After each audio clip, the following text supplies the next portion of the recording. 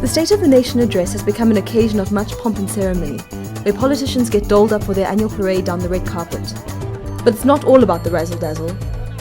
There's the not insignificant matter of the President's speech to consider. We talked to editor Nic Dawes about what we can expect from Zuma this year. Last year's State of the Nation address was all about jobs. Clearly we were coming out of the big recession, and the impact of that recession had been at least 1 million job losses in our economy. So the speech was about what government was going to do to address the jobs crisis. A lot of that hasn't, from a government point of view at least, really materialized, although there is a bit of an uptick in employment. This year I think we're going to see a speech that's much more specific about infrastructure, about how government is going to coordinate massive spending on rail, on power, on IT, to unblock an economy which is very sludged up by bad infrastructure. So I think that's going to be at the heart of the speech this year, obviously with the wider implication that infrastructure will help to create jobs.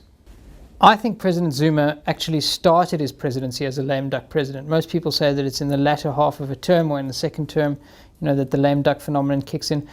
President Zuma began by trying to manage his coalition very carefully and by trying to not offend anyone in the ANC or the alliance. So he wasn't really able to take any clear policy positions on anything because he thought they might alienate one of the pieces of this quite fractious alliance that he was trying to hold together. My sense is that he's less anxious now and that he might be clearer and bolder about some of the prescriptions that he articulates. So I think that the direction of economic policy at least should be a little bit clearer, should show a little bit more leadership. I think he's taking an approach to Mangaung now where he's stepping forward a little bit more and is perhaps more willing to say what he wants. Certainly I hope that's the case. If we get another kind of muddling, please everybody ramble, it'll be very bad for his campaign. Although of course I don't think his campaign faces any major risks right now.